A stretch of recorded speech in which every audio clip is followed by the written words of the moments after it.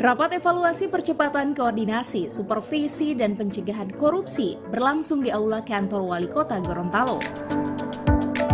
Koordinasi Supervisi dan Pencegahan Korupsi Korsubgah yang merupakan program Komisi Pemberantasan Korupsi KPK RI bertujuan untuk mendorong pemerintah daerah dalam menyelenggarakan tata kelola keuangan pemerintah yang lebih transparan dan akuntabel melalui Monitoring Center for Preventing MCP dan Rencana Aksi Daerah RAD sebagai bagian upaya pencegahan korupsi terintegrasi di lingkungan pemerintah daerah dan penyelenggara negara lainnya.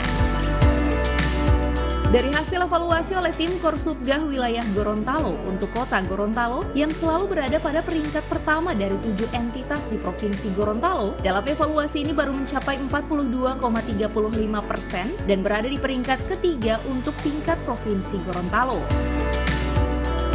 7 area yang menjadi intervensi inspektoran untuk Korsubgah di kota Gorontalo, yakni perencanaan penganggaran APBD, PBJ, perizinan, APIP, manajemen ASN, optimalisasi pajak daerah dan manajemen aset. Terdapat 2 area yang dianggap belum maksimal, yaitu perencanaan anggaran APBD, beberapa dokumen mengharuskan untuk diunggah, serta area pendapatan daerah sejumlah dokumen yang masih harus dilakukan perbaikan.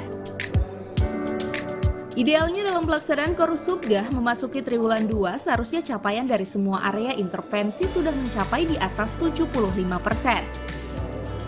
Agar capaian 42,35% ini pada akhir triwulan ketiga di bulan Agustus ini harus tercapai. Jadi Juli Agustus September itu sudah di atas 75%. Ini kalau secara total kita di 42 nilai kita rata-rata. Kita di posisi sekarang Provinsi Gorontalo masuk di peringkat 3 dan kemudian di secara nasional posisi hari ini telah berubah menjadi posisi dari 50 jadi 69 karena memang ini tergantung daripada koordinator wilayah kita yang melakukan verifikasi di KPK.